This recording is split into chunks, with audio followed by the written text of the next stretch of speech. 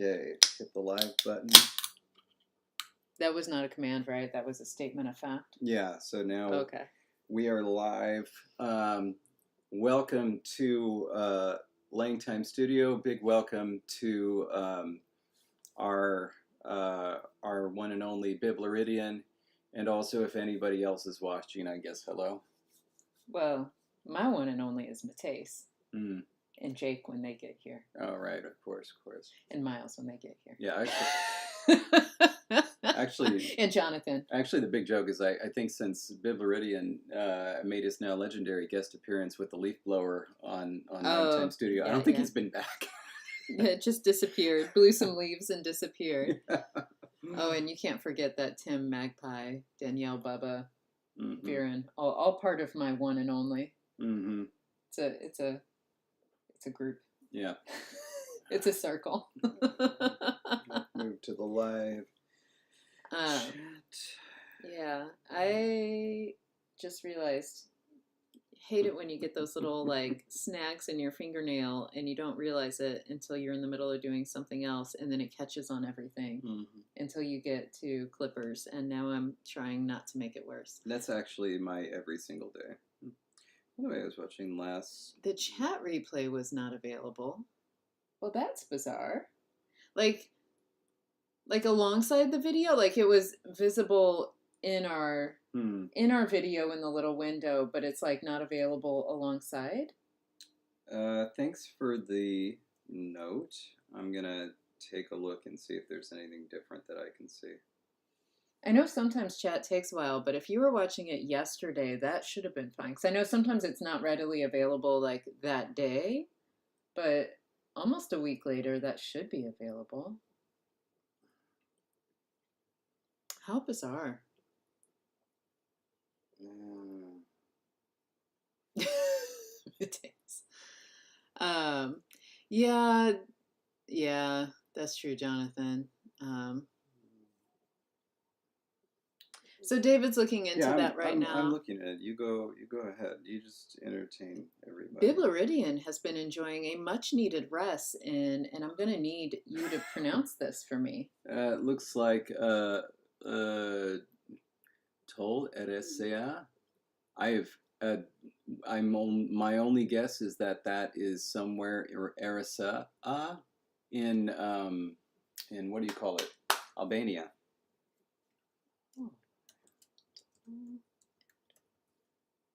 Oh, it's in Tolkien, a large island off the coast of Eldamar. Its name translates from, is it Kenya or Quenya? Quenya. The Lonely Island. Oh. Is that where that's Lonely nice. Island got their name? Anyway. What's Lonely Island? Isn't that what I'm thinking of? Listen, I've seen each of the Lord of the Rings movies. Lonely Island, the Andy Samberg group. Oh, yeah. I've seen each of the Lord of the Rings movies and the Hobbit movies once. So I think I know plenty or enough about all that.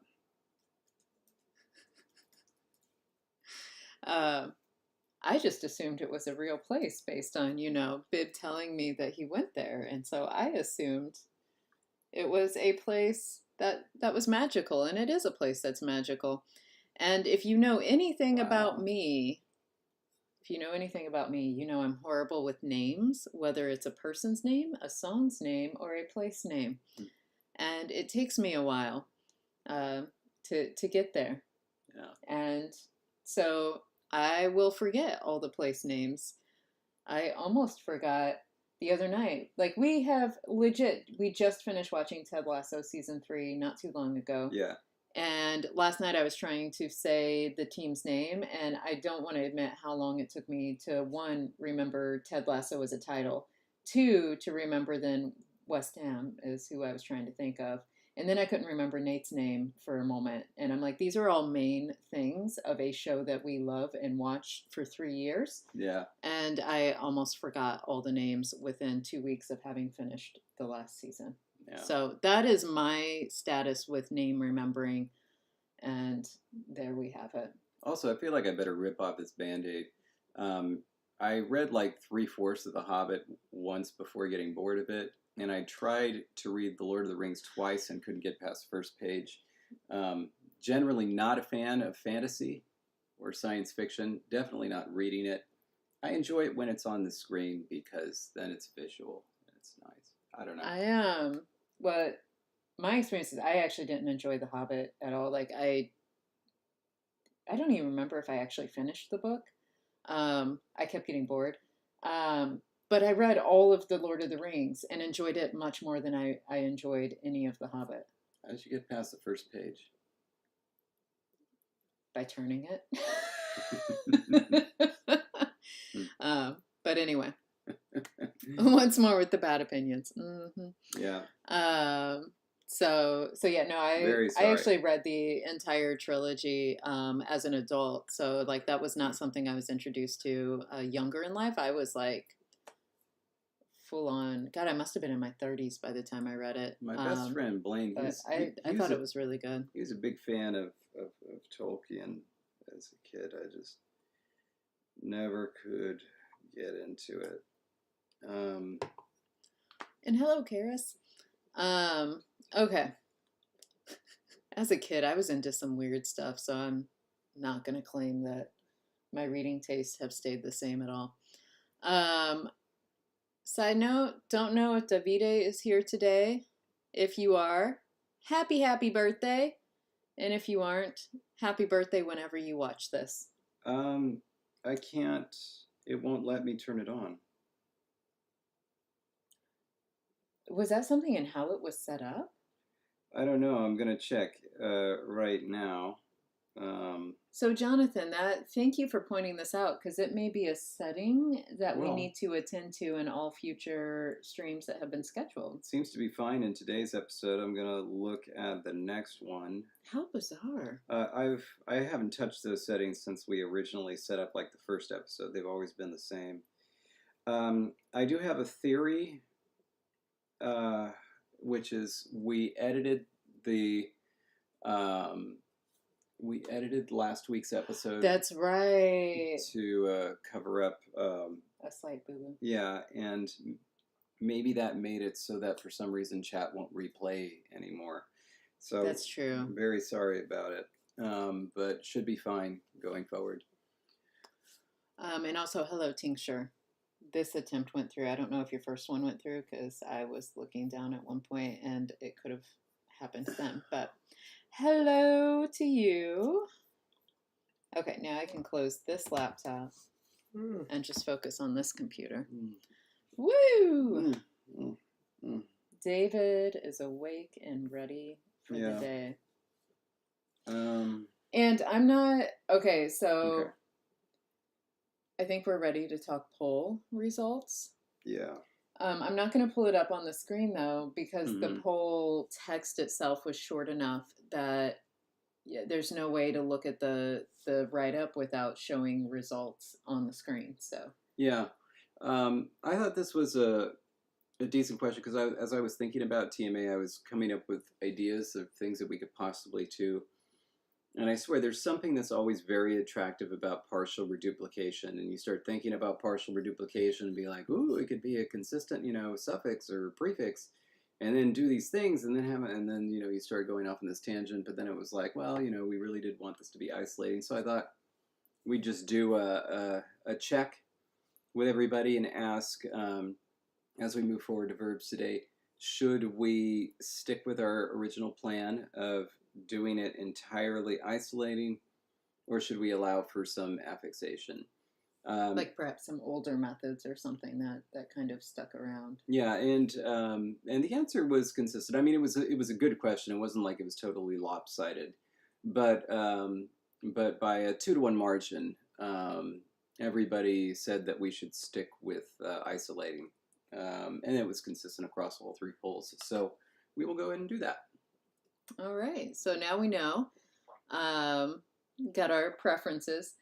Did the number of votes shift at all this week? Because that was another thing we had said we would experiment with, and we may have accidentally experimented with it this week. where it was like if we wait for longer to release the poll, more people are going to remember to vote. At least that's what they said in a chat. And now I'm curious to know if the numbers are roughly the same.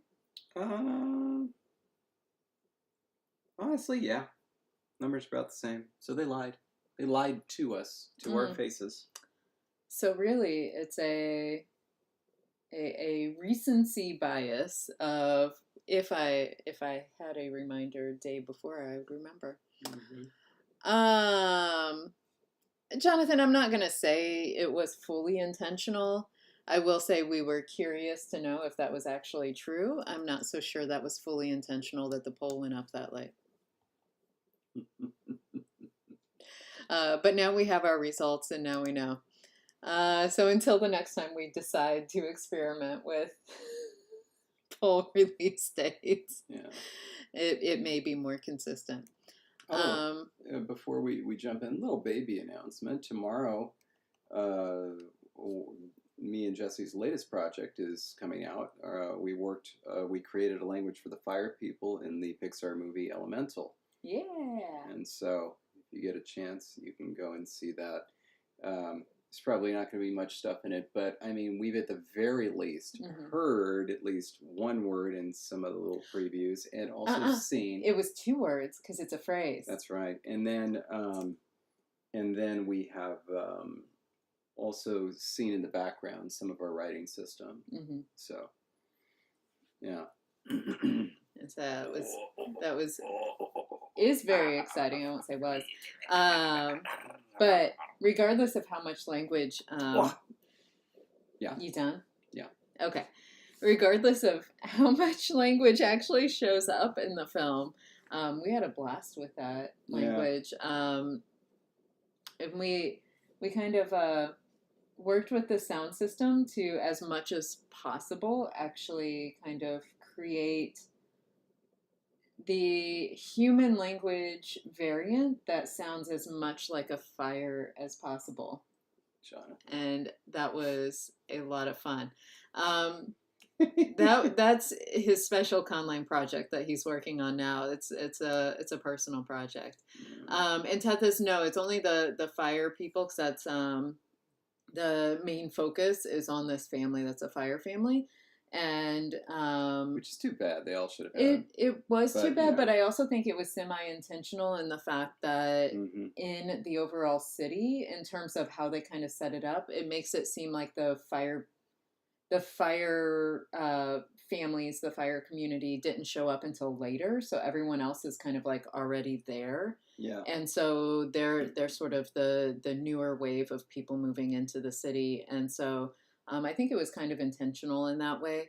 But at the same time, it would have been so cool if we had been able, because I mean, you do definitely see bits of, earth and water communities as well. And that would have been really cool to have had some, like, if nothing else, different orthographies in the background. So even if they didn't do a full language, just to have some different writing systems on signs or something. So I'm on it. Just to have it there.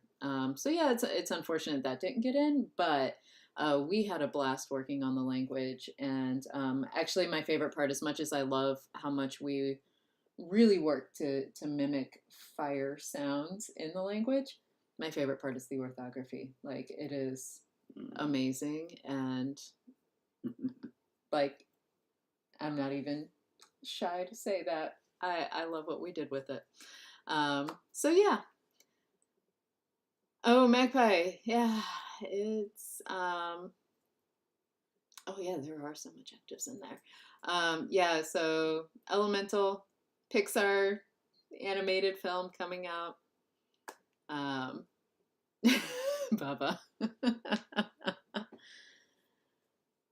Had a lot of adjectives, a lot of kind of, well, percentage wise, it's a very small phonology. Yeah. So we got, because there's a lot of like fricatives, because there's PB, TD, k, k, and then fa, sa, sha, ha. Didn't we have the adjective as well? No. Well, I mean, it occurs, but not as a segment.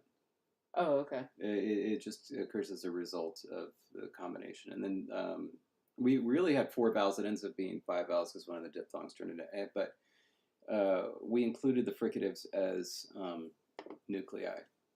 Which, yeah. And so that's why you can end up with, you know. Right. Okay, yeah. Now I'm remembering the overall phonology of how that worked. But yeah, that was actually really cool to work with, where we treated the fricatives essentially as they could be, vocalic units, and so it really created a lot of diversity in the syllable segments. Yeah. All right. I think we are ready.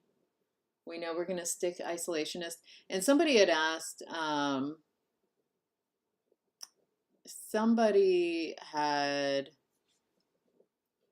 something about like the comparative method in terms of like being strictly isolationist. We do have things in the language that do allow, for instance, we have an agentive suffix that we talk about right here. So yes, we do allow some strategies that are not strictly isolationist, but they are really strongly so far have been for the nouns and the noun system.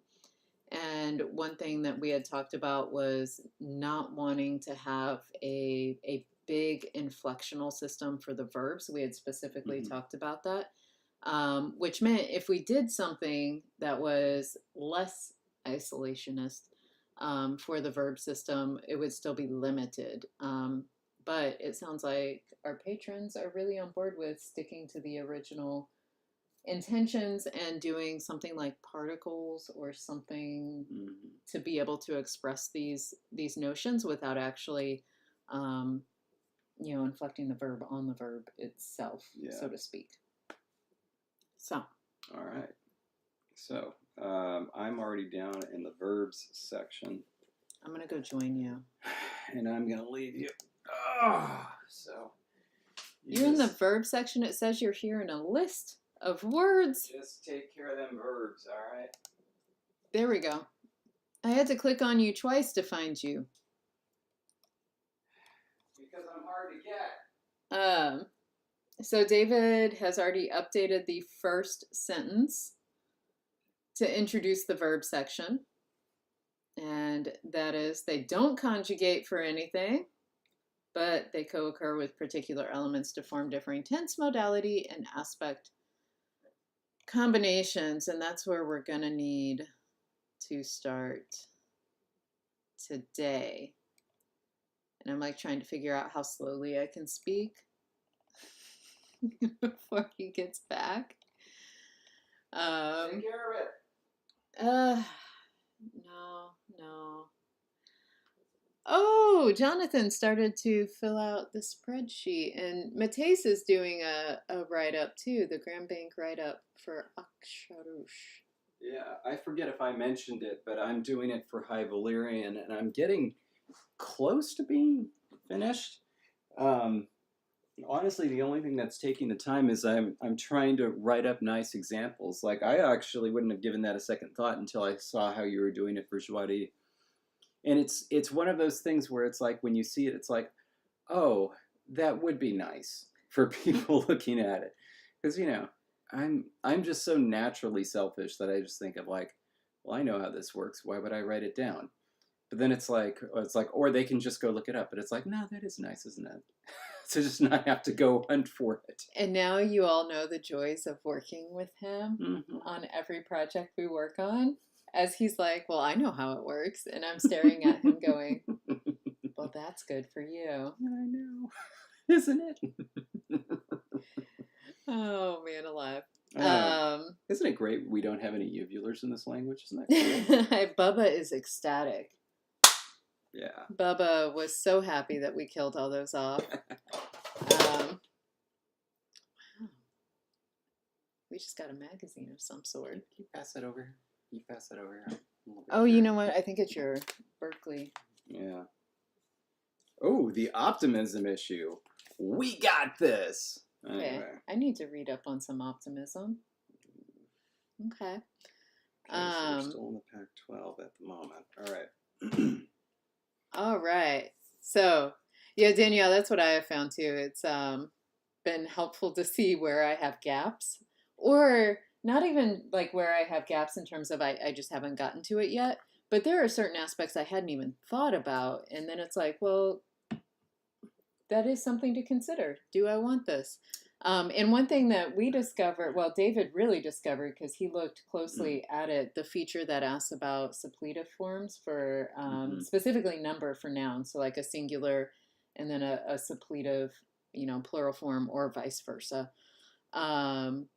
Very few languages actually have.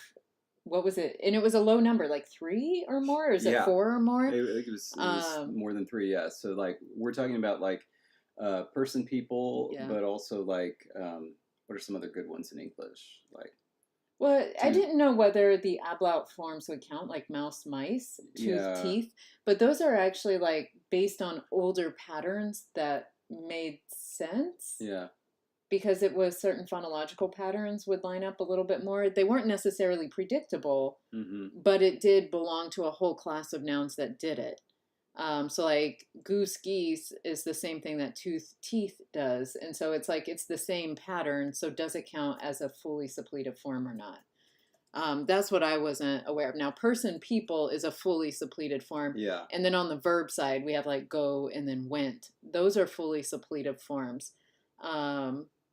But yeah, the number of languages that have those fully suppletive forms for more than like 3 words is actually very low. Yeah. And so that was kind of cool, but it also got us like thinking about like 75%.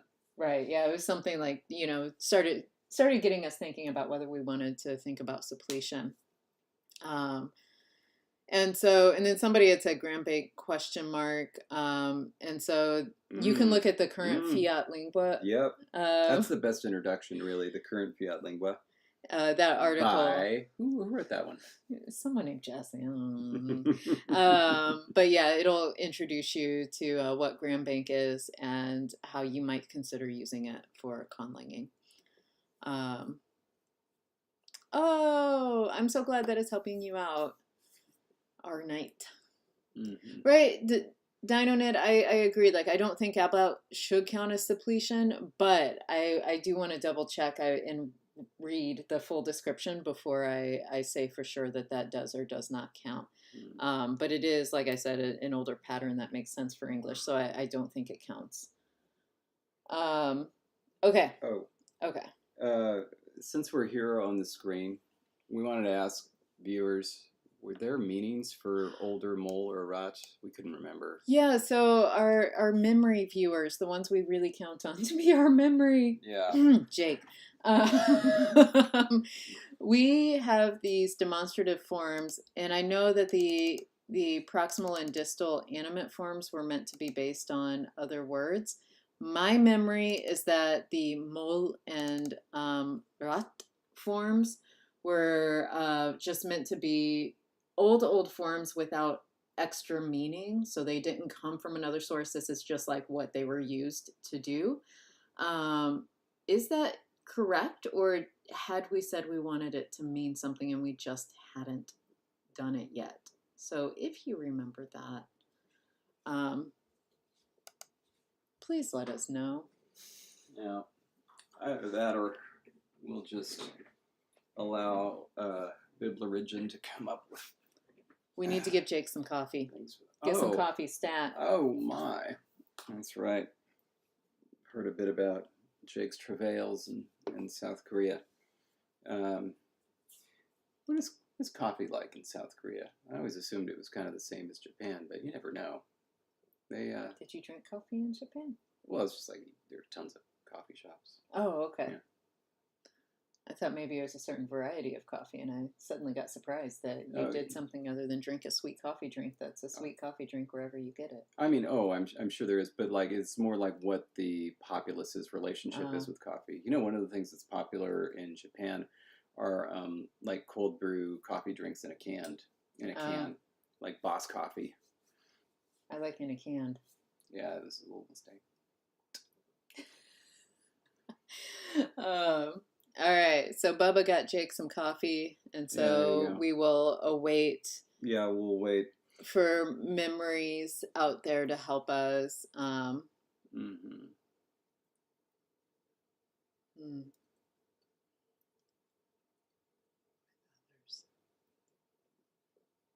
Interesting. And coffee feels strong there. Yeah. All right. Good to know. I was about to make fun of British coffee. I assume they just slice up a bit of a bean and then toss it in some boiling water. Is that how coffee works there? I don't know. You've never taken me. Oh, boom.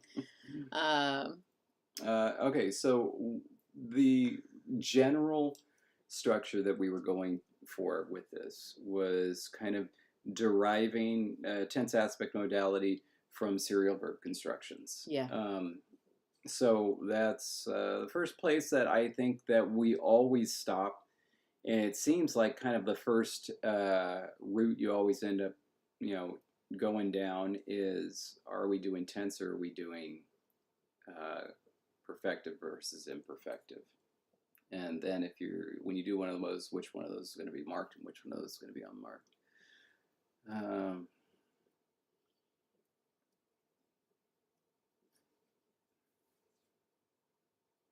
Interesting. I think dogs are about the here and now. So if it's happening, it's unmarked. Okay. All right. And if it's done happened, it's marked. All right. So let's start with a verb. Let's just grab a verb, any old verb. Let's do transitive since that's easiest.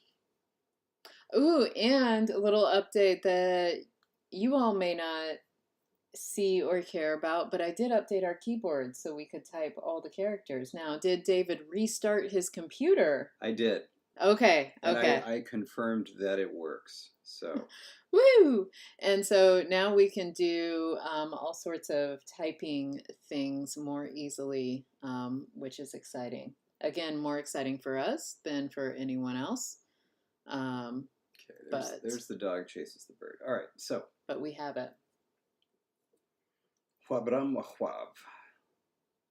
Huabram wahwav. That's it. Sorry. Huabram wahwav. That R is really hard to do. Huabram, because it's English.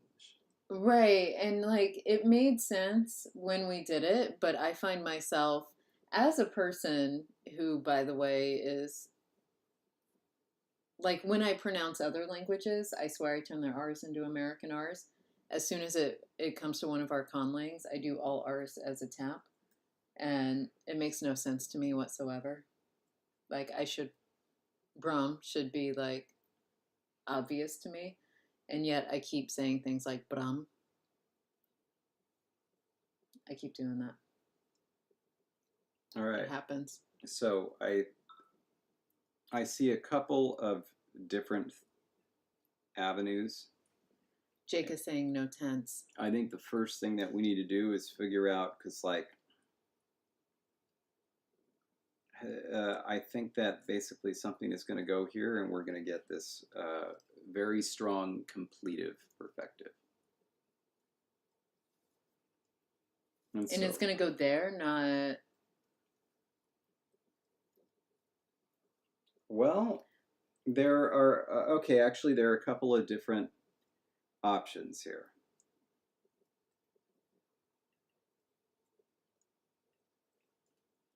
I believe that's the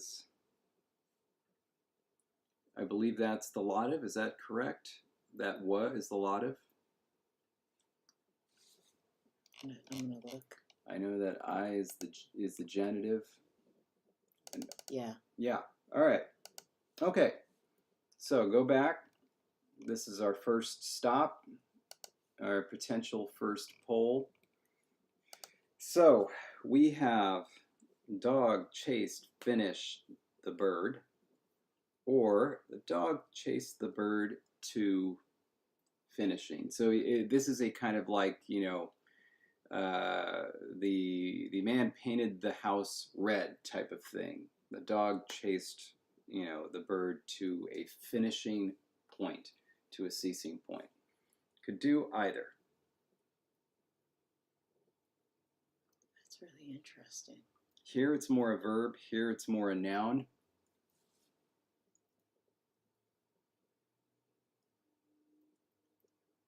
Okay. Just via zero derivation, we already have that elsewhere. Yeah. And we could make it something that could fit with the wa shortening. Rather, it is hua in its full form, where it just becomes a V, and it could be like really, really short. Yes. V or a W. So that's true, because it could be the V W. in Yeah, front yeah, of that around, yeah. Okay. Yeah, I like this. I think we should, and by we, I mean you, since you're in control of that, put up a poll here and see what people are thinking in terms of that. And Tethys had asked what our tenses were like in other languages, and oh boy, I'm gonna have to take this. Well, David's gonna go run away real quick, and I'm gonna actually look that up because, like, I remember in Ingala we had the unmarked state was perfective, and then the marked state. Okay, so there's no tense distinction in Ingala. In copular, and we did have an imperfective marker. Otherwise, it was pretty. So, like, you could do, you know, like perfect versus imperfect. And we had reduplication as an option too. No, reduplication was the imperfect marker. That's right. The imperfective was through a reduplication thing that ended up being very complicated, and we struggled. We struggled. And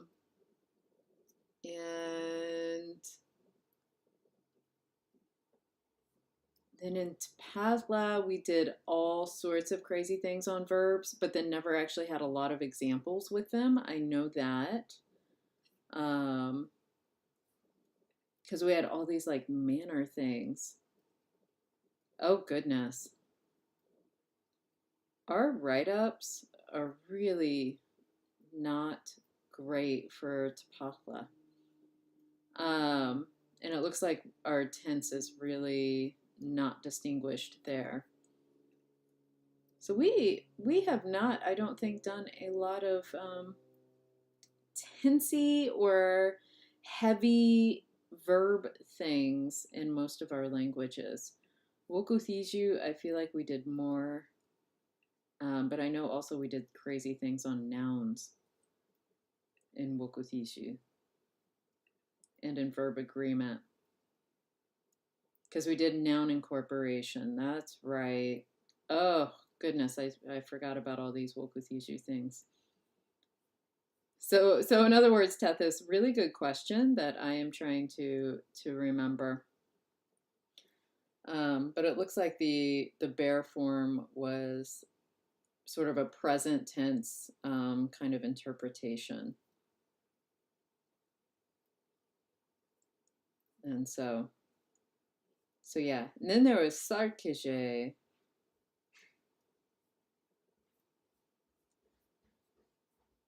We heave things because of David, is that? All right. That wasn't audible, right? What? My chatting wasn't audible. Oh, I didn't hear it. Okay, good. Anyway. If they heard it, they have better ears than I do. But then again, I've just been talking out loud, trying to look through what we've done, and you really do not want to look at the Tapachla document in the verb write-up. Did we not? Anything. Did we not write anything?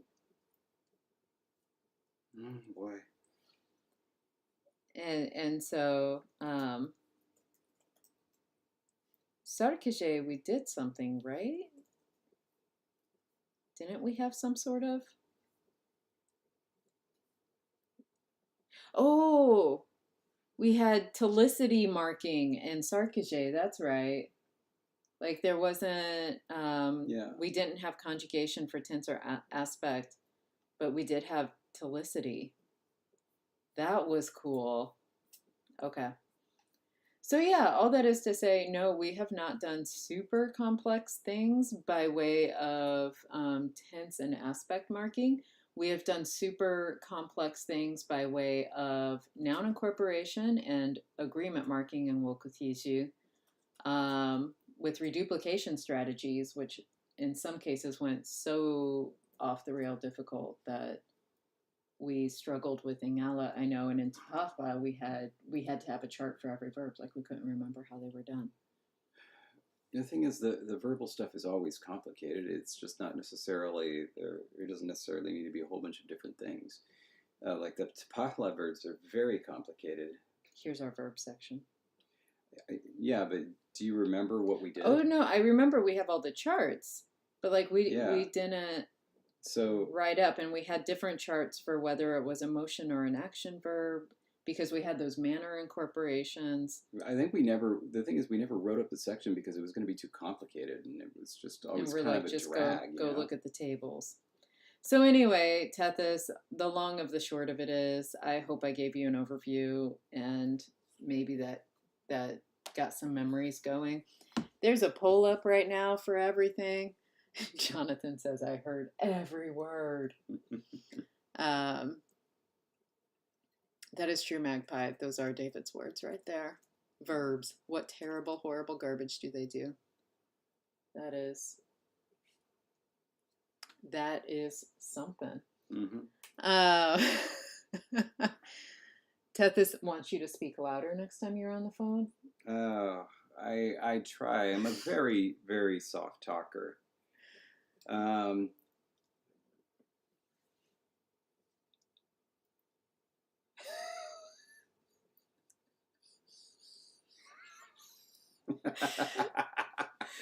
didn't know what was happening because I was like waiting for you to follow up as I was like trying to catch up on chat, and then to turn and look and see that you were doing that. Mm-hmm. Now, okay, as the poll is concluding though, because I think we have our answer. Yeah. David was surprised to find out that he's actually a soft talker, and because I have had to remind him several times that when he talks, sometimes it's so low like I can't hear him. For instance, in a moving car, because there's outside noise competing with David's voice, and he tends to not. This is him projecting. So like every live stream, he talks, I swear, louder than he does in daily life. And so this is his projection mode. And it's not even my actual projection mode. But compared to your daily life voice, it is much more projected. And so, yes, there are many times that if I'm not looking at David, I won't be able to hear what he's saying because it's just so quiet. And the interesting thing is that, indeed, I do generally speak more quietly when it's just us, but I can get very, very loud if I need to. Jesse cannot. Like, I don't even know what it is. It's as if there's some sort of a throttling device on your volume. Like, you could shout at your loudest, and you still would be like, is that it? Like, is this a joke? Is that what you're doing? I think my loudest mode is my teacher voice. Even so. Because my teacher voice, I do have a good projecting teacher voice. I have practice. But I don't need a microphone in a big room. You don't command with volume, is the thing. And you speak very clearly, which is impressive. Honestly, you speak as clearly as you write when you're writing for a technical or academic audience, which is one of the reasons I find your writing so impressive. Well, now you're just embarrassing. No, but it's true. In fact, you can go look at the latest Fiat Lingua if you want a nice example of that. It's something that I've never been very good at. David speaks with whispered, creaky vowels is correct. Oh, yeah. Want hear me project some central vowels, I can sing you some Pearl Jam. Can't find a better man. Now we're gonna get sued. Yeah. That's it. Mateus, yeah. It is really interesting to find when you actually listen back to see the differences. And yeah, it's not always based on what kind of microphone you have. It is really a certain way of talking that differs. But anyway, we have. You know, I kind of trashed Better Man in The Art of Language Invention. I should have done that. It's a fine song. I just didn't vibe with it at first. But like, you know, if you listen to lyrics and see why he wrote it, it's like, wow, that's actually really powerful and moving. But so I'm sorry about that. I mean, Eddie Vedder always does good stuff. He's a great guy. I'm sorry about that. And Bubba, that may be. We've had audio issues. We're not going to lie. And our good microphone is upstairs because that's where it's attached to a wall. Attached to the wall. And with the floating desk attached to the wall, all for LangTime Studio. And then the computer went and did what it did. And so, anyway. So we do apologize. But we also, that means we make you listen. That's right. So I will say that the vote did not go that way. Didn't the vote go in favor of verb finish plus object? Oh my God. This is the one I wanted to win. Holy crap, I totally misread that. So the one I wanted was actually the bottom one that David tried to keep because I think maybe he also wanted that. Wow. Oh, that's good to know, Mateus. Woohoo! But yeah, I thought it would be cool to have the full kind of clausal construction with sort of like an afterthought to be like to a finish. And I thought that was a really fun idea, but well, let's y'all voted differently. Let's keep that in our bag of tricks, all right? Back pocket. Mm-hmm. Back pocket of my pajama pants. Yeah. Now the fun thing about these, i.e., there is no back pocket. Since they're Go on. Since they're grammatical elements, I think that they should undergo mutation, depending on the last consonant of the previous word. Or the last segment, you know. Okay. Oh gosh, there's Anime Fan again. This is why Biblaridian isn't here. He's like, oh. Now he's really going to need time. We can't have a distal and proximal past. Actually, that's an idea. Well, this isn't tense. This is just aspect. So this is focusing on finishing, and also I would like us to open up the possibility of having different levels of, for example, completion. Lots of different combinations depending on the different words that we're using. So let's just do this one first. Let's go to our, can you pull up our table, our mutation table? I would love to, David. Well, thank you. You know what I also love to do? What? Put a little color on this. So that we can see which ones change and which ones don't? Yeah. And it's also so that way down here over here, when we're looking through the little thumbnails, there's a pop of color. Yeah. So let's... I love a good pop of color. Oh gosh, a lot of these though, we included them because they change. Hold on. So it's not as helpful. Everything is... No, it's fine. Everything is awesome.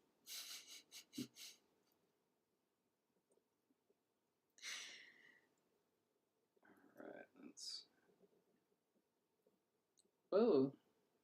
Oddly enough, whatever you did there changed the size on my screen of at least one cell, and it shrunk up a little bit.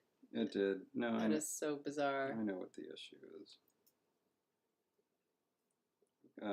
It's doing the thing where it's like resizing, so it's like, oh, you didn't have that much stuff in there. We can take care of that really easily by just doing that.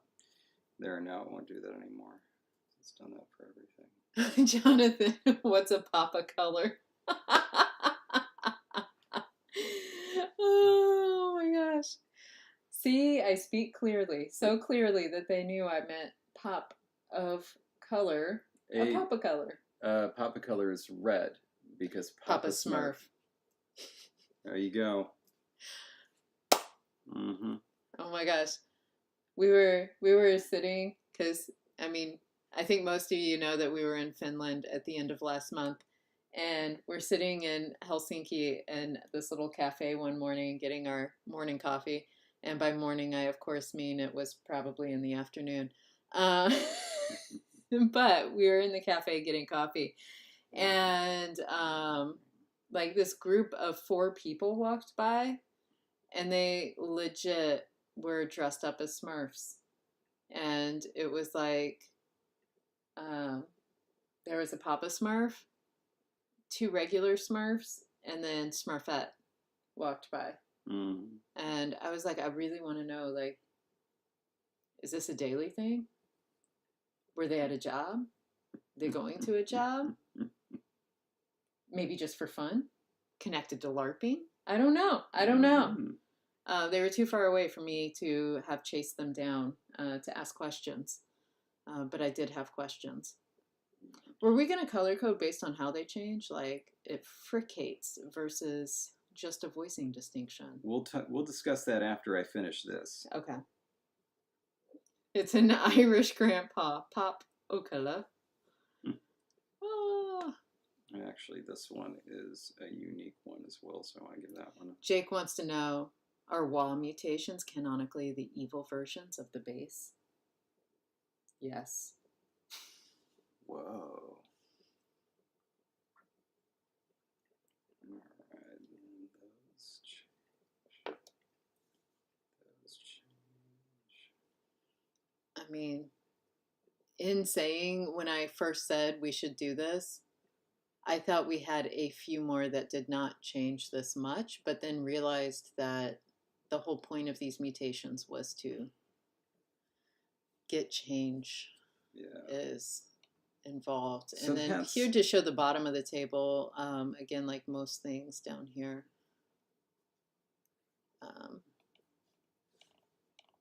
So yeah, it doesn't help as much when they're all just yellow. Yeah. It's almost like we need to put the ones that don't change in color. Or the ones that are variable.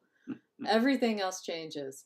But it is interesting, I guess, because like I guess I was asking David the follow-up question to do some sort of like color coding system to be like, you know, a quick reference of like a stop that fricates versus, you know, becomes a nasal, so they're like actually different colors. But that feels like a decision that we would need to actually kind of sit down and play with. Yeah. And it's not necessarily a live stream thing. No. But at least I can definitely see the chart when I'm scrolling through the thumbnails. Here's what I would like. I would like this to start, since this is the completed one and it's going to be used a lot, I would like that to be a consonant that has 4 different surface realizations. And so it needs to be something with yellow across the board? Not just yellow, because for example, this one only has 3. Oh, so we need to actually look into, so like T is an option. Yeah. As is D. Yeah, T and D. Are those our only options? No way. H could be ish. Yeah, actually. Because, wait, shouldn't that be yellow because that's technically different? Yes, it should. So it's got the dot? That was my bad. So any T or D, then we have H. And I think that's it. Because everything else I'm seeing at least one thing in common. The G is an iffy one because it sometimes would have different mutations for that middle. Let me see what the... And same for K. Some instances of K and G will palatalize and some won't. Instances of palatalization will need to be learned. That's because the underlying... Yeah, whether it's uvular or not. So we'll just make it not uvular. Okay, so then... And on top of that, remember we had said that the more frequent it is, it'll keep its mutation. Yeah. And then it'll lose the mutation if it's not as frequent. We got to do this then. So it's got to be either K or G. Okay. Yeah. to really nail down that frequency. Yeah, and to help Okay. showcase it. Well, you know I'm a fan of K. And I will throw down for G. So we're gonna put this. Oh snap! We're gonna put this to the poll. Shall it start with K or G? Shall we dance? And then this has got to be proto, so everybody knows that's what's going on here. And then we can talk about what its rhyme is going to be. And as a reminder, it shouldn't start with E. The it of which we're speaking is whatever particle is going to go here, where it's going to be like that verb position. Mm-hmm. Sorry, not that verb position. Here, the particle that will mark completiveness. So you got turquoise Dupois, right? Yeah, turquoise. Dupree, that was it. Gosh, David. Can you make an elderly puppy with some rainbow clothes, and his name is going to be Papa Color? Yes, David, I can do that. I do need to write myself a little note though, because it's up to you if that's Papa P-A-P-A or P-O-P and then O apostrophe color. Okay, so Papa Color or Pop Color. We got 16 votes. We have a number of people who haven't voted.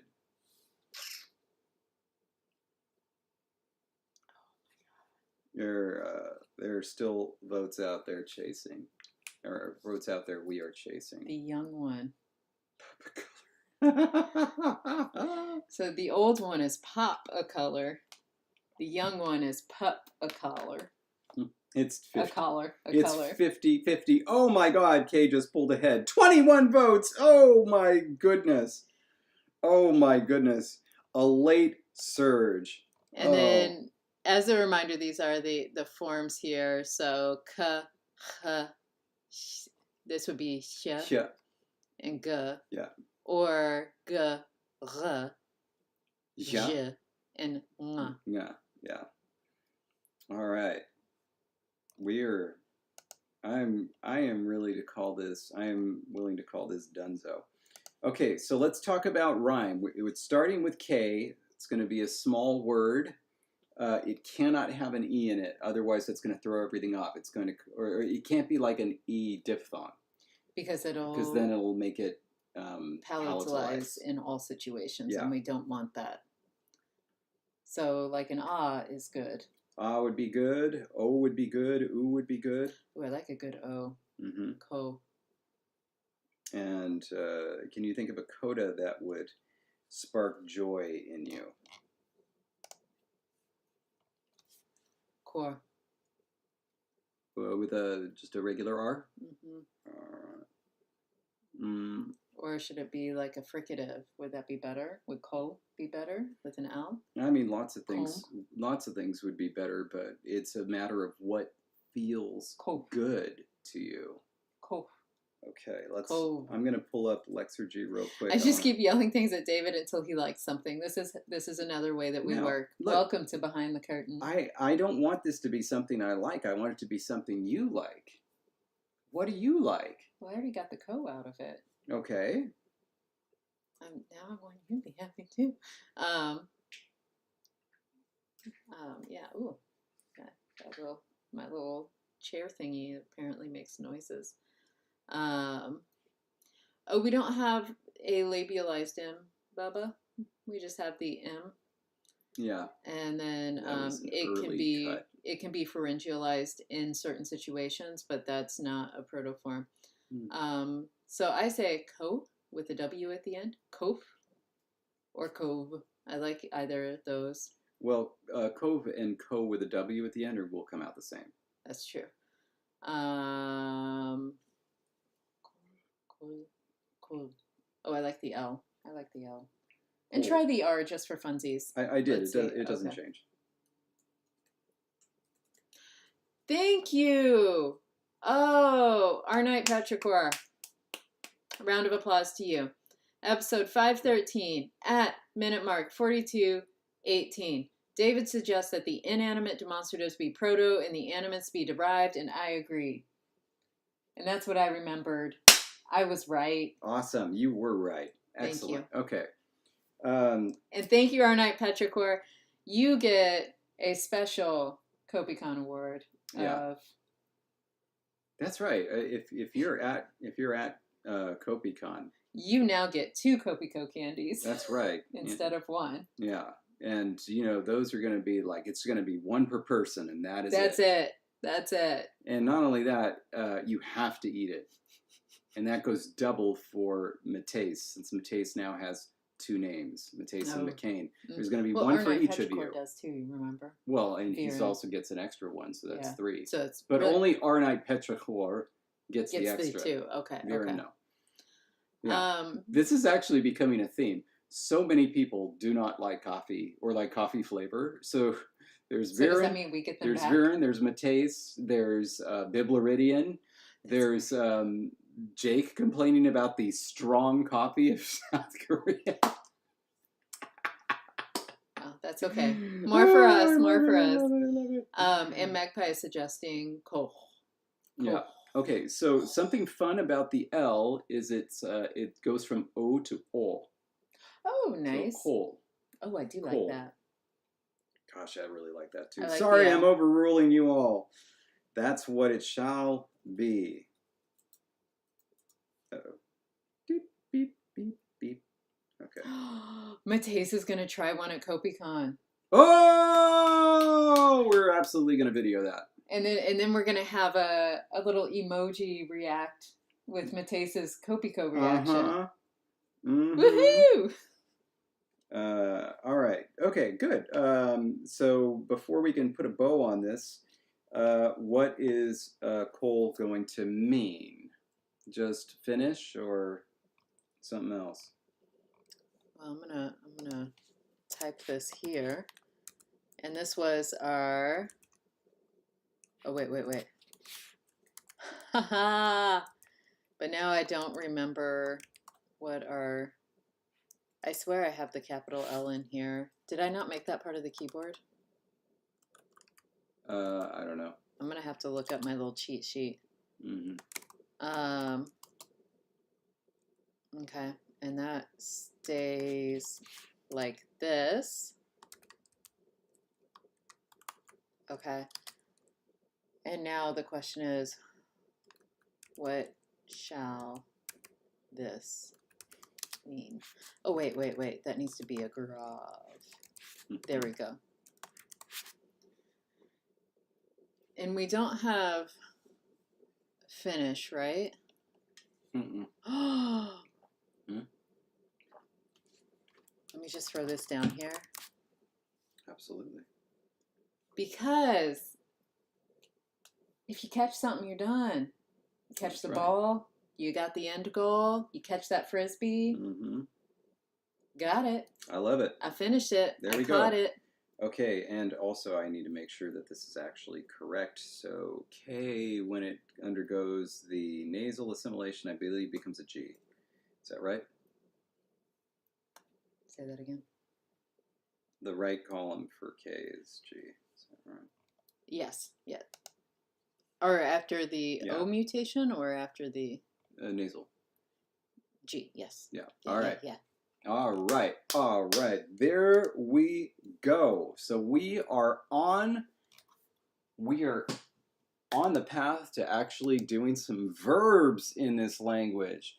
It is time to celebrate. Da, da, da, da, da, da. Celebrate with Copico. All right. Cheers, partner. Cheers. Oh, Jake, stay grammar. We'll miss you. Oh. And Jake, before love you go. Love you too. Copico. when you have to call a second locksmith to let the first locksmith out of your house because he locked himself inside of it.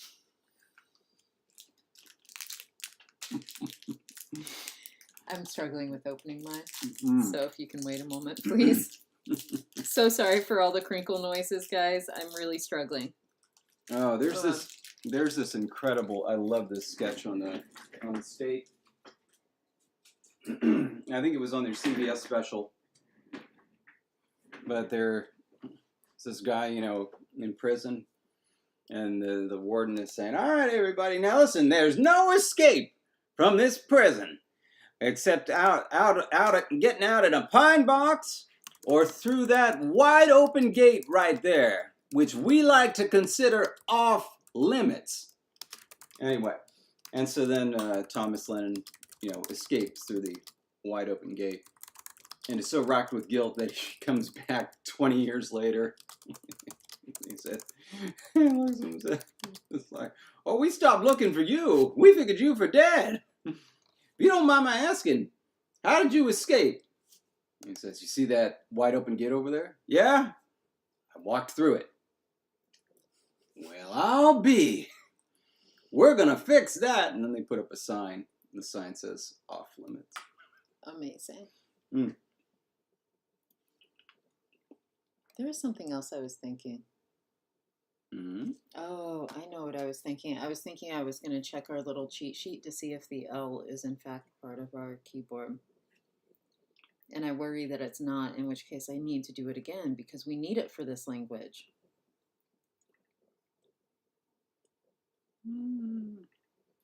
All right, well, we got one. Now we need more examples because we need to show off those mutations, right? Yeah. So, particular elements form. Okay. They may occur in bunches, resulting in the... We don't have that capital L on our keyboard. That's right. How is it all right? It's part of this language. I keep having to copy and paste it. Just jump over to the other keyboard layout. The whole point of having a different keyboard layout is to not have to go to a different one. Yeah, Jonathan is pointing out there is a keyboard viewer. You know about that, right? So, you can do this. And then, oh, whoops. You're like typing stuff. I didn't mean to do that. David just typed 8 million ellipses. But if you do that, it'll show you everything that pops up. Anyway. I've written my fair share of dots in my day. He's writing a bunch of underdots. Mm-hmm. Remember Underdog? Superhero? Yes. All right, good. I was momentarily confused because then there's also Mighty Dog, who is somebody else. I think he is, yeah. Okay. Did you want something after the aforementioned combinations? Was there supposed to be a period there and you just put a whole bunch of dots? We will explore these elements. Well, Magpie, it is Thor's Day after all. Woo!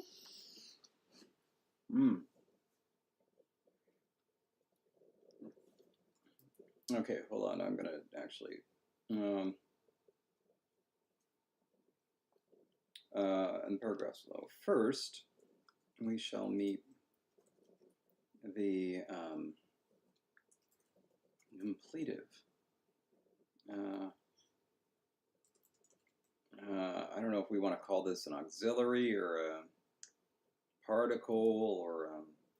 Ooh. To fill out some demonstrative stuff, I first suggested that the inanimate deixis be divided based on sight, animate by sound, hence the different forms.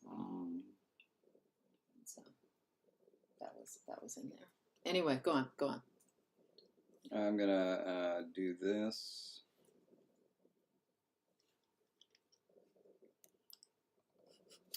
How dare! Mateus, if it's Thursday where I am, it's Thursday where you are. That's just how it works. Time zones. Schmime zones. Mm-hmm.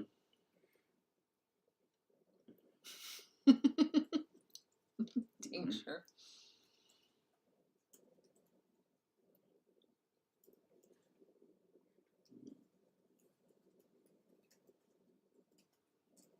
All right. Now let's get some more verbs.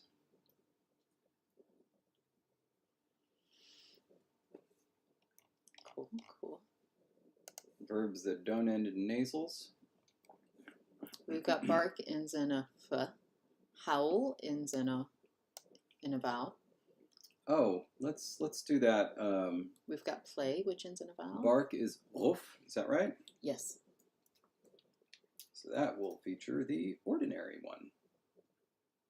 Okay, the dog and is barked. Is that a? Yeah, we'll make that transitive. Okay. Howl is good. David just made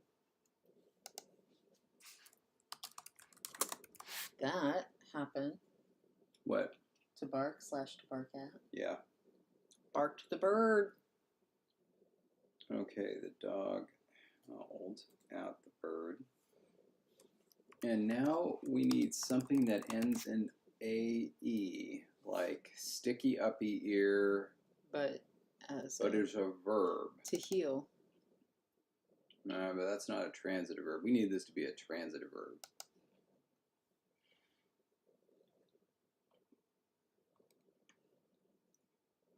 How's it not transitive? We'll have to create one. Okay. And it needs to be AE at the end, not AE. any other. Not anything else. Should be a common verb so that we can use it with a bunch of examples. Something transitive. Could be bite. And it can't be just AE. It's got to have a consonant in front. Well, I left a space there to type a consonant. Oh, well, putting on my glasses, it appears that you did. Do we want bite, grab? I think we already have smell, Bubba. We have to smell this way. Yeah, but we also have to sniff. I do remember that. Yeah. Here we go, to sniff. I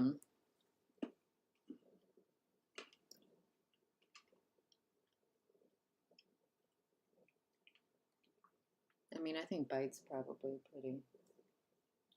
Let's do it with a Q in honor of Bubba. Let's see what happens with that.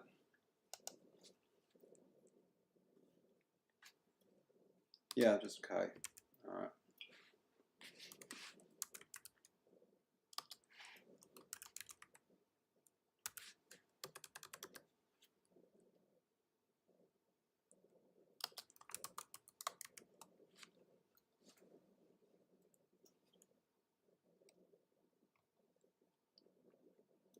Oh, Tabby was saying maybe to lick or to taste. Lick would be a good one too. Let's do two. That's a good verb. I like that. Oh, and let's maybe not do Kai since we already used it. It means sticky up ear with that exact protoform. Well, let's not then, David.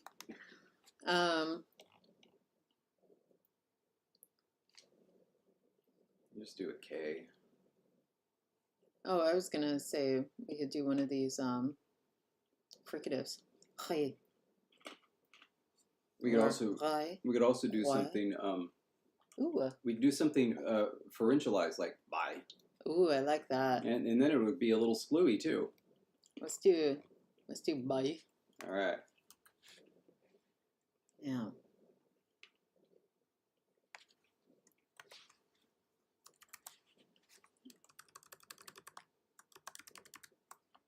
What is its Lexergy form? Does it just say bye? I'm pretty sure.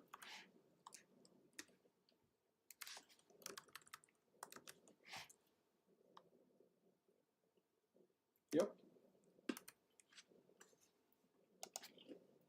There we go. And now what? LAE. We're going to do the L that I don't have on my keyboard. Yeah. That you don't care about. Mm-hmm.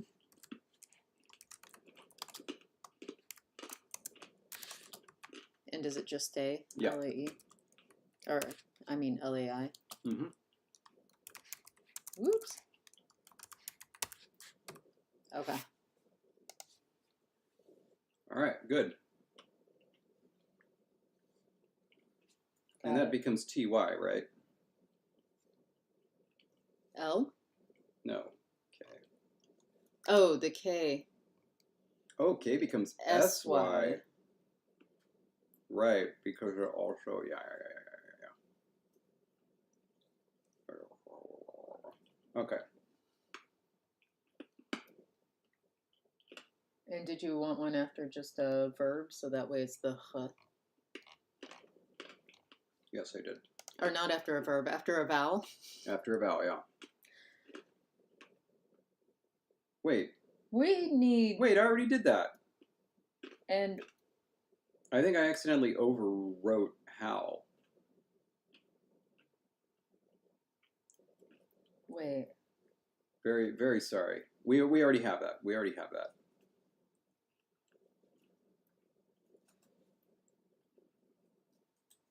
There. We made a big mistake. Yes. Let me come join you. No. Why? You are not there. Collaborate. Take me to where he is. Oh my gosh. Oh, I was there. Sorry, go.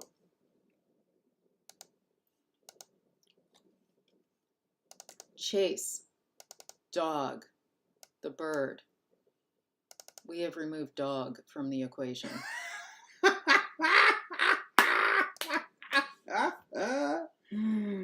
Woo! Wait a minute. You originally had the X's after Brahm, as in. Oh, this is just all. Chase dog finished, and then wah wah. Oh my goodness. Oh my goodness. No, this is like all kinds of. Oh my goodness. So this one, you actually put it after the subject. The question is that where you wanted it, or did you want it after the verb? Don't you worry. That is an open question, but let's at least make this consistent. Then we'll go back and see if we want to change it. So this one, though, should be whole. KH, because it's following a vowel if we have it in this position.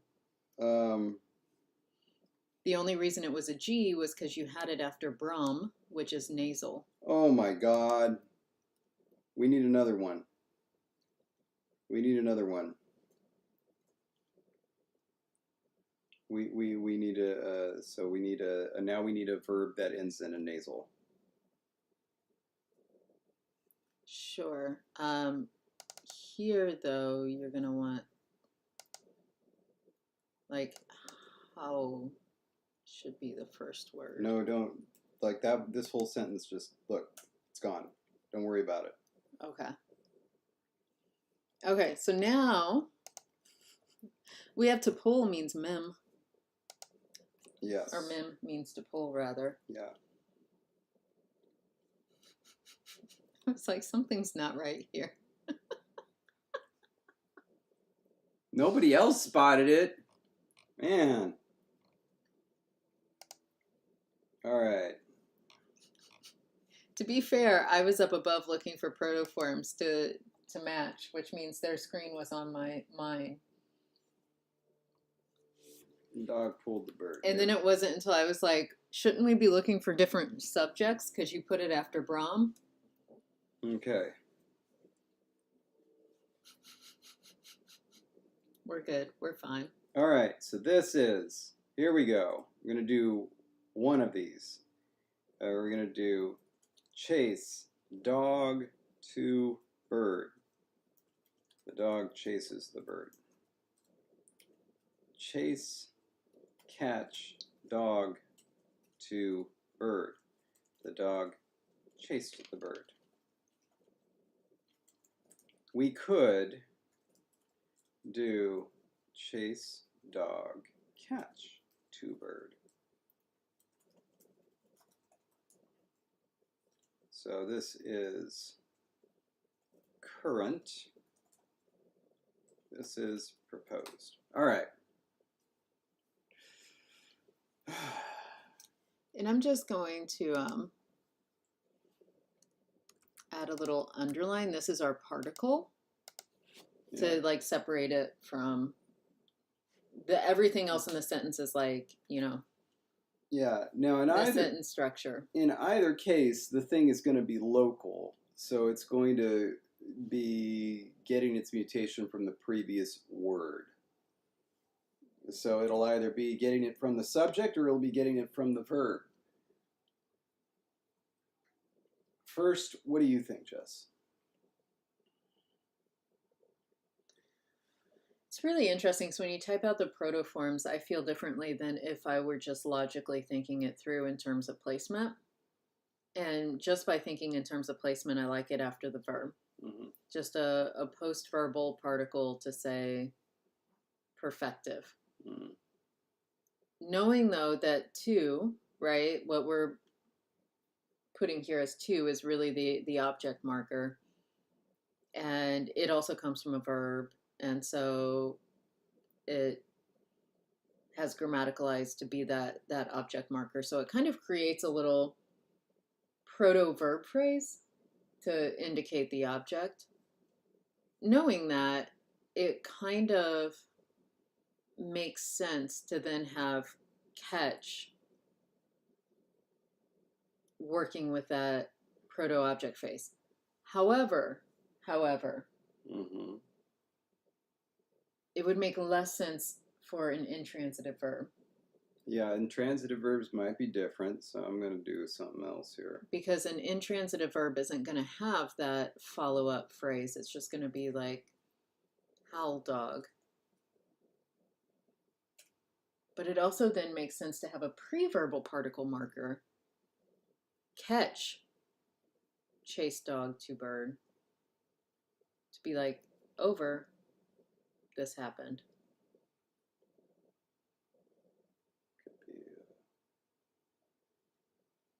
It could be you could always just put it in focus like that.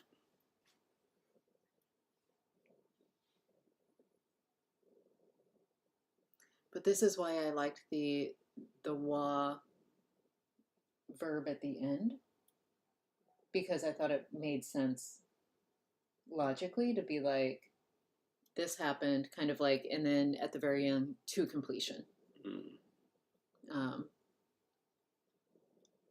And so I liked that. But like this could also just be just for transitive verbs, and then for intransitive verbs you do something different. Maybe use sleep.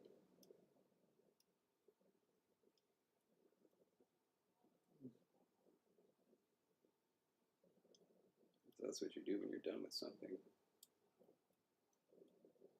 So it could be like... this was meant to be a serial verb construction, so I guess it makes sense to go right after the verb. Yeah.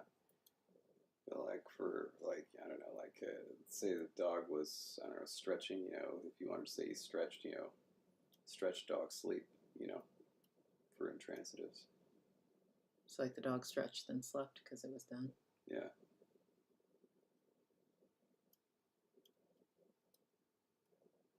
The longer I stare at this, the more I think we made up the word catch. I don't think it exists. Oh, it looks fake. I'm good with it. I'm not having a jamais vu with catch. But I'm trying to get there, and I think it's working. It looks like the word cat with just a CH on the end for some reason. It's a very bizarre little word. Like if you take my name David and just like throw a TH on the end. That's not your name.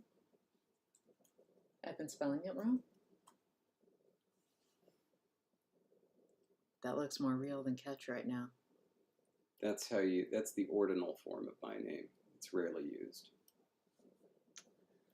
You know, the first, the second, the third, the fourth, the David. Mm-hmm. It undergoes a little bit of change. Mm. And the British will pronounce it Daventh for some reason. And did I overwrite owl? What do you mean, Mateus? No, that is from a long time ago. Oh, okay. What are you thinking, David? Daventh? I don't know. If we were a little later in the stream, I might actually turn this into a poll. Yeah.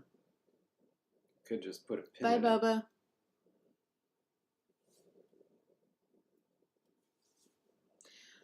What if we put a pin in it and spent some time right now coming up with more sentences where if people chose to put it after dog, for instance, right now we have Brum, which would trigger the M mutation, but do we have enough words? We could come up with some more words. Because, like, I guess the bird could bite somebody, but I really think they don't bite as much as they peck. So we need... unless it's a goose. Geese bite. What we need are a bunch of different subjects. So let's do that. So the dog chases the bird. The dog chased the bird. And now we're going to put that there. And so we're coming up with, just in case you're like, you blanked out for a minute, this is all one option. We're now typing up a second option, which is proposal A here. And if we put this particle after dog, which is the subject of the sentence, we want to make sure we have different appropriate subjects for, we can leave chase the bird the same. So we don't have to change this part of the sentence. Yeah. We just need the dog to change to other things. So and the bird chased the bird. We could have that, yes. Bird that's fine. So that's that one. It doesn't change. But we don't. I don't think have, because now we need a noun that ends in a vowel and a noun that ends in AE. And I don't think we have another noun that would be appropriate, and I'm just double checking that. And so, like, I think we should come up. Oh, we do have Mastiff. There we go. Do that one. The Mastiff. One's going to start with an O. Just a second. I'm checking to see if we have any other entries. No. Mastiff.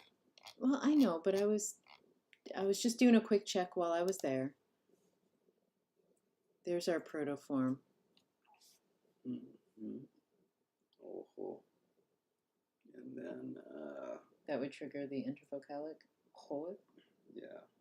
So we've got G, we've got intervocalic. Now we need an AE for the palatal, right? Mm. Is that correct? The past tense of latch was lot, apparently. What? Wow.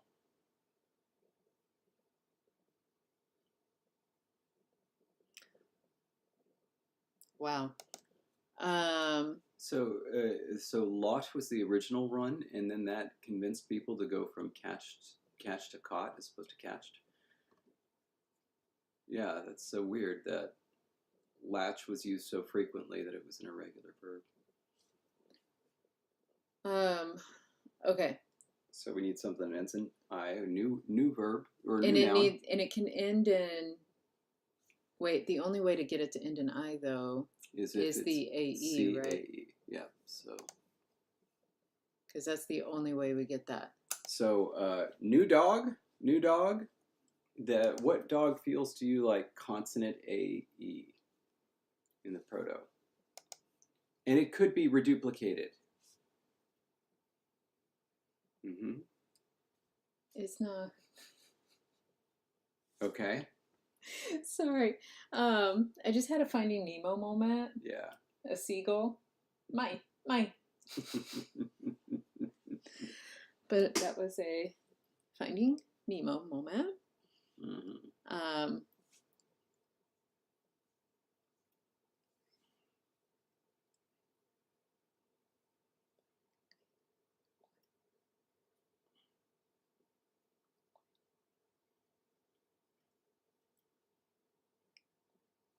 And does it need... Okay, just a second.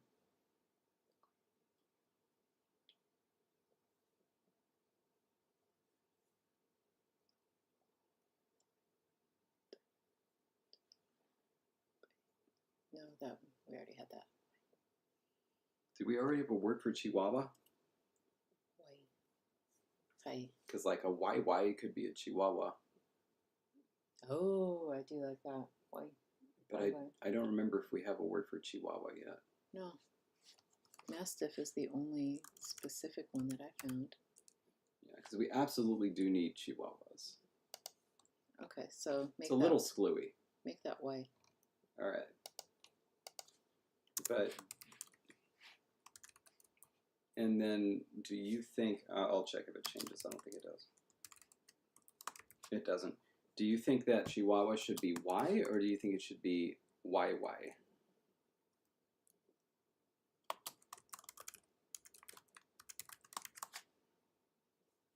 I mean, I like YY, but... That's all I need. Oh, even better. YY. Ooh. Apparently, why the heck is that happening?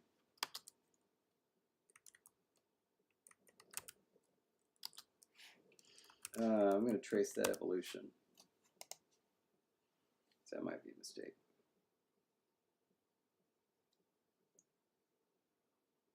Apply diphthong polarization. Why? And then dognification returns. Ooh.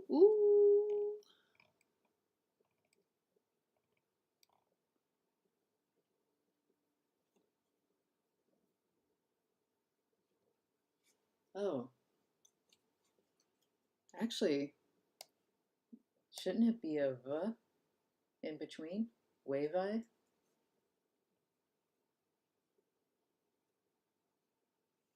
It says after vowels. It should. And then here, the diphthong I becomes A before consonants. So it's wavy. Wavy. Wow. That really goes through some changes.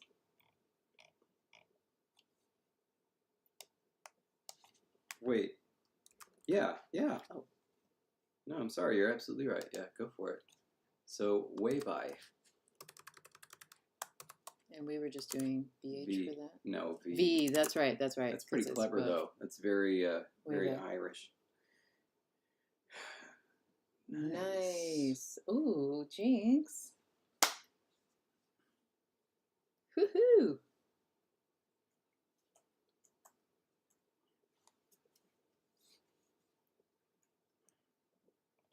That's Seoul. Okay, so here I'll go back to where David's typing the series. Okay, so this then is the full option 1 where the particle goes right after the verb before the subject. Option 2, the particle could go after the subject. Option 3, we can use the same example sentences but remove wa, and thus we would the bird would potentially look different because it's not after wa. Oh, It would just be quav, wouldn't it? yeah. So here. I'll go ahead up to the bird. I'll go ahead and write that out. Yeah, quav. Wait, that's because we could be replacing essentially just chase dog, catch bird, as in it's over to the 10th degree.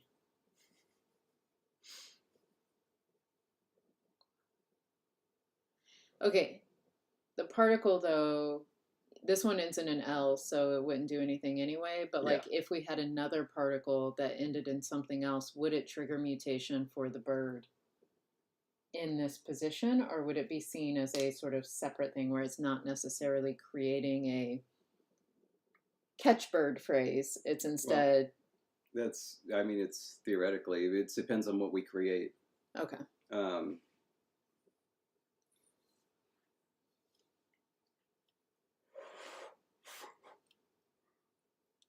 But yeah, I really do think though this should only apply. I mean, I guess it doesn't have to apply only to transitive verbs, but I feel like it makes more sense if it only applies to transitive verbs. And I feel like we should have something different for intransitive verbs. Okay.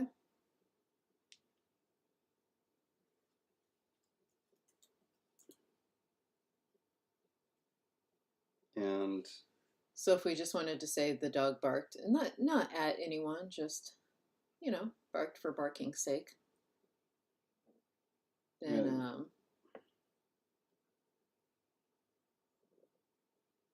yeah, and then like it's just sleeps.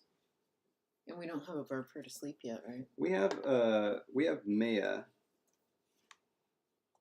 which means to curl up, to sleep, lie down happily, but it's not specifically sleep. We could actually just have an old verb that means to sleep, and it's no longer used. It's just used for this. And then we have this for our happy curl sleep. Well, it's not... There were 3 verbs for to lie down. This was the third, to lie down. Yeah, but this So what you're saying is that one would actually take on the meaning to sleep? Yeah, but in some situations, like to sleep happily. And then like if we wanted other verbs, like to sleep fitfully, we could take the old verb for sleep and combine it with something else. Okay. But now my question is, it would still potentially do mutations, right? Well, okay, now we have another set, because it could be, where was that? It's up above everything. Here we are. So it could be bark dog sleep, could be bark sleep dog. I had originally said bark dog sleep because that was what made sense to me. Could also be bark dog to sleep. Bring back the one I like. Yeah. That actually kind of makes sense. And so we have a 100% different syntactic strategy for those intransitives. That's right. And that was, at least for me, that was part of what I was imagining for this language. Do it. All right. And knowing that it's going to be the wa mutation. Yeah. What's our favorite wa mutation? Well, we could do that if we wanted wa, or we could start with a vowel, so it's just... So it's a va. Va or wa, depending on which vowel it starts with. Yeah. Okay. So now we need... And I kind of like having it short, so let's start it with a vowel. Okay. What sounds like sleep? Oh, we already did which is pretty good, but there's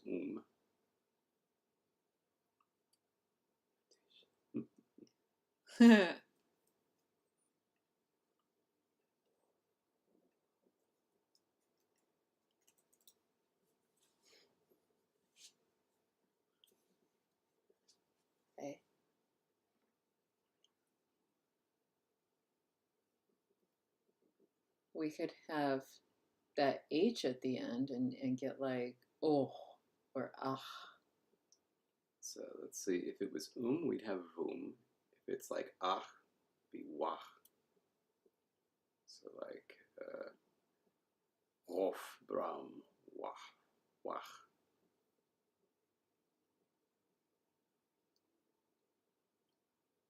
Like that. Wah is also a possibility. Wah, wah.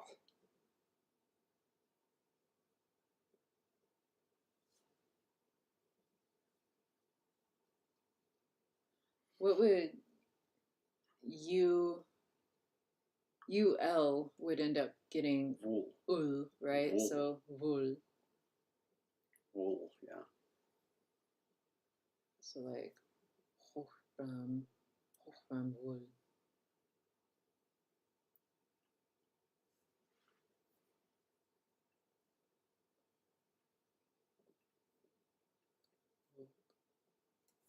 Bold. And the W will stay in front of E. It's fine. We just don't want to do a diphthong. What happened with that? Oh, actually, the W would stay in front of a diphthong too, so it won't get palatalized. So like, you know, whale becomes whale. Whale. Sounds like the start of a Missouri goodbye right there. Whale. Rof, bram, whale.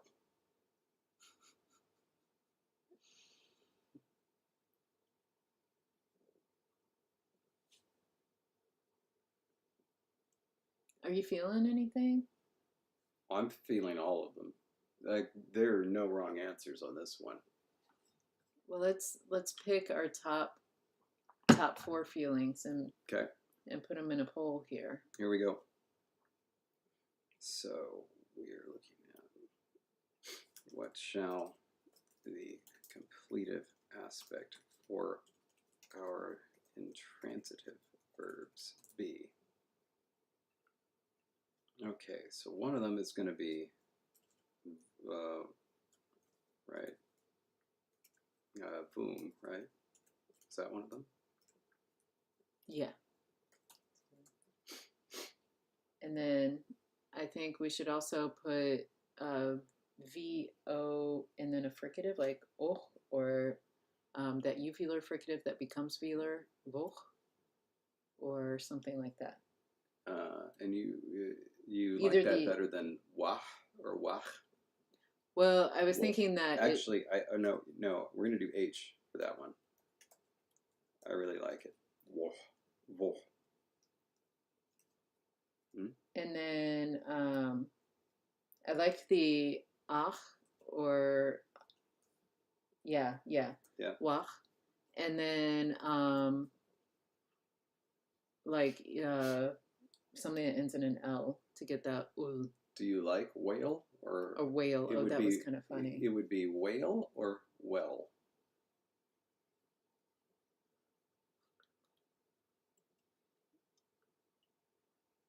Unexpected puppet show. Oh wow! Have fun, Tessus. It's my unexpected puppet showdown. Feel good about that. When. Feel like I like the whale, but would it stay like even as a particle? It would stay diphthongy. Yeah. Okay, let's do it.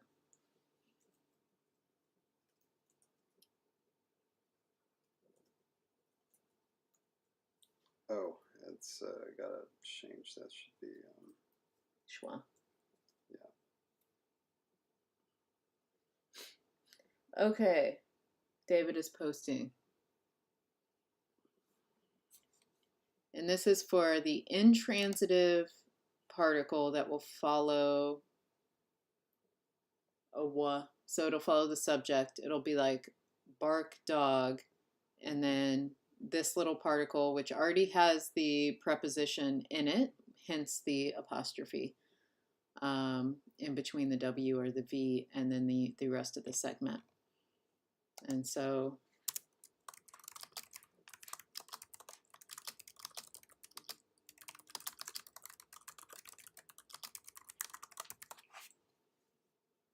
we are figuring out, and it will mean to sleep in its protoform, and it will be grammaticalized. From top to bottom. Wum. Woh. Wach. Whale.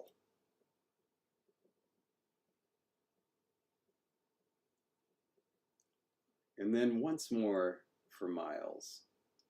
Wum. Woh. Wach. Whale. And even more importantly, Miles, something like the dog ran. Lachobram wum. Lachobram woh. Lachobram wach. Lachobram whale. We have 2 ties right now. Wow. Let's make sure Miles has time. Mm-hmm. Ooh, St. Dodman. That sounds like a good dog name. Like a St. Dodman? Like, doesn't that sound like an actual, like, dog breed? Like a St. Bernard, but, like, more Doberman style? Yeah, it does. I think we can turn that into a whole thing. We've got one more vote out there. Zoomies to boomies. Now we don't. Yeah, now we're back to a tie. Oh boy. I think that we just close this and we give it to Jessie to choose her favorite. Our top 2 are Wum and Woh. Ending it. Or we could do a runoff for the viewers. What do you think? Runoff, or do you want to choose? Let's do a runoff because.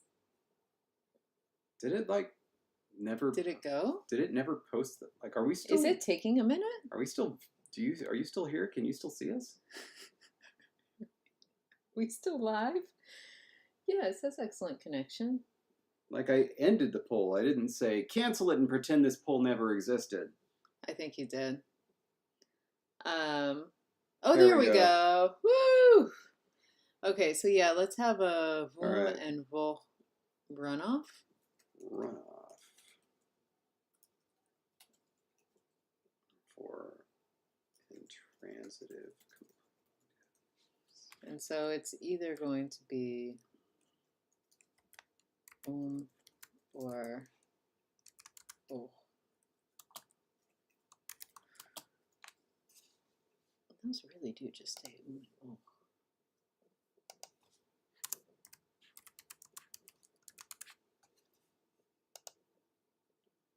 Yeah, okay.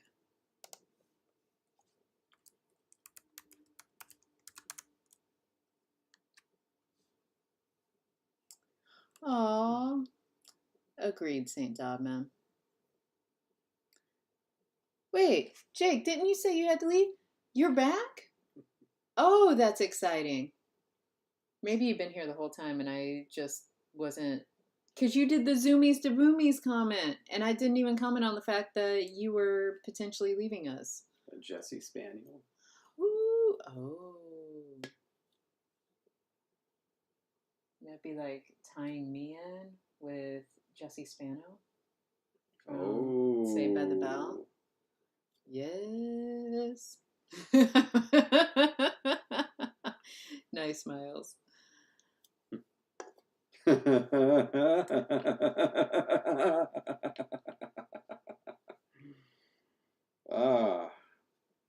Venga bus is here to stay. The Wooma bus.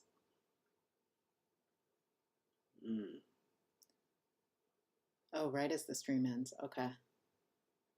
Well, this will put us in a really good place because not only will we know exactly what our poll is, but we already have the options pre-typed. Yeah, I think that, I mean, we got 2 votes out there, but I don't think that that's going to make up the difference. It's not going to end, yeah. We couldn't have Venga in this language. It'd have to be the Wenga. The Wenga bus is coming, and everybody's And so, let's New York to San Francisco and enter. Let's make this happen. It's oh. Which stays oh. Which is just OH, not the dotted H, because that means something different. Okay.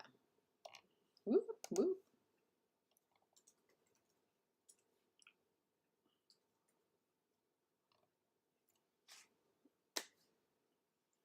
Okay, and I'll go ahead and write that up. Intransitive verbs co-occur with an entirely different particle. Oh.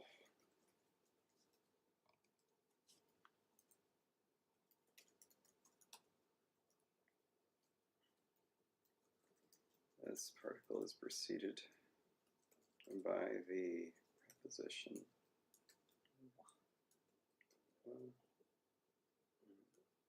making it into a phrase that follows the subject as shown below. Are we calling that preposition just W or wa? Because it's wa in its full form, or is it I like to think of it as W. Okay, as long as that works for you. Yeah, it's a small way of, you know. Wait, like the real Venga Boys? Jake? Overturn the like not people dressed up as Venga Boys? What? I thought they were from Brazil. Well, I mean, they could travel. Oh my God. Venga Boys is a Dutch Eurodance music group. And apparently it's pronounced with a B. Benga Boys. Who would say that? Where's this IPA pronounced? Benga Boys. Yeah, it's ash, like ah. The real ones do bingo nights in Essex. We have a new reason to visit. Oh my goodness. England. This is incredible. I don't see anything about their bingo on their Wikipedia page. Wow, that sure is a Dutch name, isn't it? It is. Wow. I have a new goal for visiting England. Man. That is so crazy. Like, and Jessie loves bingo. This is kind of a little known thing. Like, she straight up loves bingo. Because I'm an old lady at heart. So, like, you know, like, if we actually do an England trip, like, we have to actually just center it around being able to do bingo at least one night.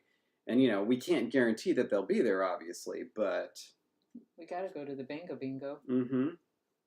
The bingo boys are coming, and everybody's jumping. Indeed. Oh. Wow.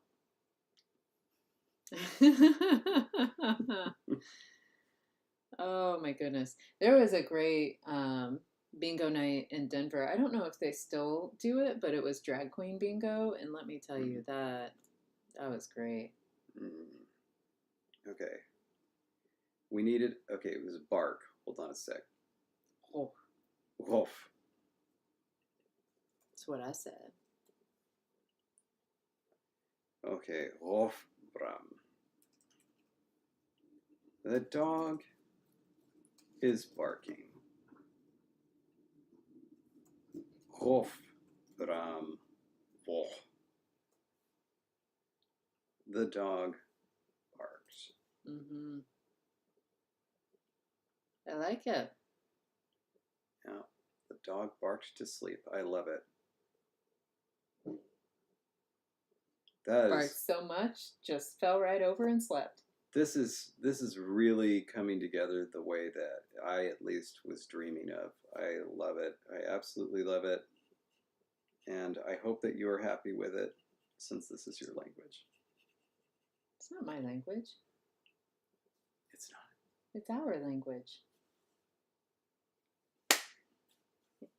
And we have to include all our viewers too. I can't high five you all right now, but I'll high five everyone I can at KopiCon. That reminds me, in Game 5 of the Golden Knights Panthers series, there was I wanted to point it out to you, but it's one of those things where it just goes by so quickly. There was a guy in the crowd. He was not dressed up to look like Zoolander, but he looked like Zoolander. Just a dude looked like Zoolander? Yeah, up?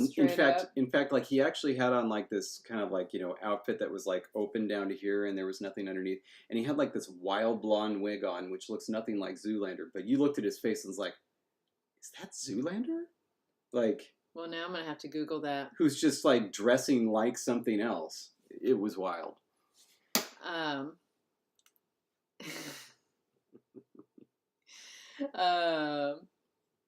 But yeah, but what's funny is you could have rewound that and showed me. So it's not like it happened so fast. You could have been like, "Hey Jesse, look," and then like put it back to the person. Look at this. Look at this. They're doing a whole thing with British or European convenience stores. I like it.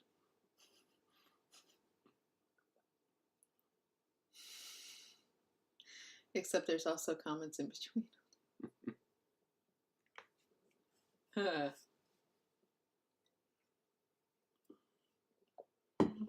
But this is cool because this particle can help to,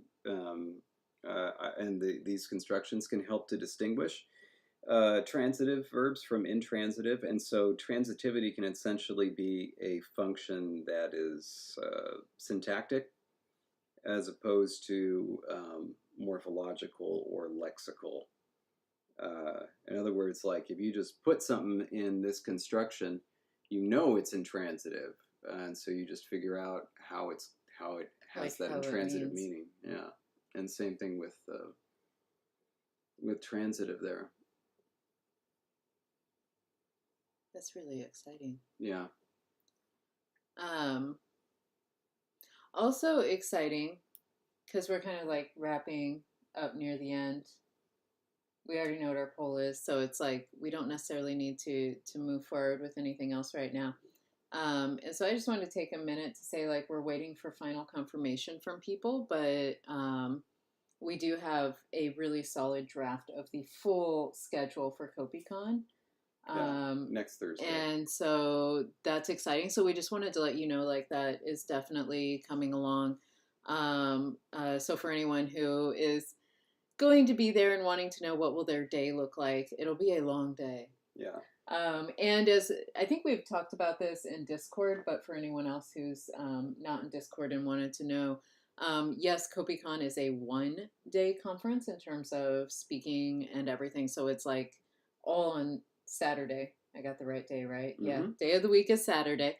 It's all going to be that day, but we will be in town longer than that. And so we were hoping to be able to do things with our viewers, even if it's just like meeting somewhere and chit-chatting, talking language, or whatever. And so we will be around for longer than just the one day. But yeah, we're very, very excited, and very soon, hopefully by next Thursday, we'll be able to release that full day schedule so you can see. You already know all the speakers. If you don't remember, you can go look at the KopiCon website. We got our full list of speakers, and it's going to be a good day. Yeah, we're very close. We're waiting on 2 confirmations. Who, in fact, I at least can see who those confirmations are. And as he's looking that up, we don't actually have a word for cat yet. So Miles, don't know. We could say the dog barked at the bird. Yeah. But we don't have cat yet. We'll get there. Now, Sylvia, I know she is on vacation in Singapore right now. Yeah. So I can understand why she hasn't gotten back to me. The other person who hasn't gotten back to me, though, No excuses. Mm-mm-mm-mm-mm. Ah, and I feel like I know who that must be. Oh, oh, okay. Yeah. Um, and also, somebody said that they were joking when they told me how much time they wanted. Oh, Like, uh-oh, uh-oh. I I'm not gonna be keeping time on anybody's presentation except yours, and you know who you are. David, the vengeful timekeeper. Yeah. The I will send someone to tackle you at the end of your time. Mm-hmm. Uh-huh. Um, and I think I know who it is, which is why I said you'd have to send someone to tackle them.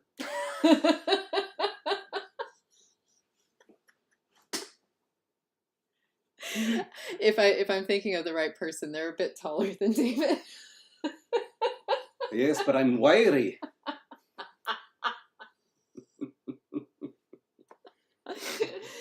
Oh my gosh. Okay. So Miles, it would be the same construction here. Huav is bird. So here, this is the transitive barked at someone. So this is just bark. Whether or not the coal is going to go here or after the subject is going to be up for vote. But the basic construction is here. So if you want to do it in present tense, then Hof Bram Huav is the dog is barking at the bird or barks at the bird. Um, and so if you don't need to put it in completion mode or anything like that, that's how you would do it. So you just take bark and add an object, and suddenly it's barking at them. Yeah. By the way, Magpie, I don't know if you mean to your local airport, but in DC, the metro now hooks up to both airports, which is very handy. Both DC airports, that is, Dulles and Reagan International. And I will say, even if you can drive, I would not in Washington, D.C. Yeah. I would not. I have been to the DC area a few times, and never have I rented a car or attempted to drive myself. And every time I am grateful that I did not, because the streets are confusing at best, and they're full of other people who are confused and also driving, and it's just really not a good combination. Their streets are not laid out in the best way, I don't think. It's very, I swear, it's a place to just make people get stuck.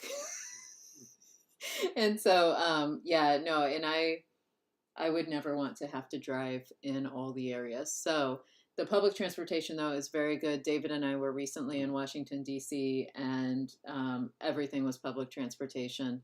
And we did, between the metro and then the buses, we were able to get around both Baltimore and Yeah. D.C. area fairly easily. And so that was a lifesaver, because, like I said, I just would not drive there. Yeah. I had a lot of plans for this summer because we were going to be, we're going to have some free time. One of them was going to be to add some of our languages and my languages that I haven't to the wiki. That is wiki.languageinvention.com, and that includes the LangTime Studio languages. But it's an ambitious project. I haven't gotten there yet. I hope to one day. And Miles, all good. We all do stuff like that all the time. I'm happy to point it out to show you where things are if I'm able to answer quickly, and so all good. In Magpie, now I see what you're saying. Getting to the airport to leave for DC is the problem, and it's a bummer. I can't help you there. I'm sorry, but that is always a bummer, because especially depending on where you are. I guess unless it's Missouri, we actually could help with that. Well, depending on when you leave. So Magpie, if your local airport happens to be St. Louis, let us know. No other airport would we be able to help. Yeah, actually, if anybody's going to be in Missouri, we're giving a talk at Westminster College in Fulton. Yeah, I think Fulton is the city where it is. Yeah, So I know roughly where it is. Near Columbia. It's near Columbia. It's on the east side of Columbia. Yeah. Yeah, it's apparently it is apparently the site of Winston Churchill's Iron Curtain speech. Which we did not know. Mm-hmm. Learned that until after we were invited to do the thing, and or I guess when in the invitation, it had mentioned that. But yeah, that was kind of crazy. But yeah, we'll be speaking the Tuesday before KopiCon. Tuesday and hopefully Wednesday if they agree to the schedule change. Tuesday and Wednesday before KopiCon. Anyway. Yeah, be in Missouri. Yeah, right on. All right, so we have got a poll. We have filled up time to the end. And we are so happy that you all were here. And I am excited about, I'm really excited about this poll because honestly, I don't think this one can go wrong. Mm-hmm. And we've got examples to showcase all the mutations no matter what. So yeah, I am excited. All right. So yay! Well, everyone stay grammar. We'll see you next Thursday. And it'll be a party to find out how we're doing this marking. Yep, right on. Bye. Bye, everybody.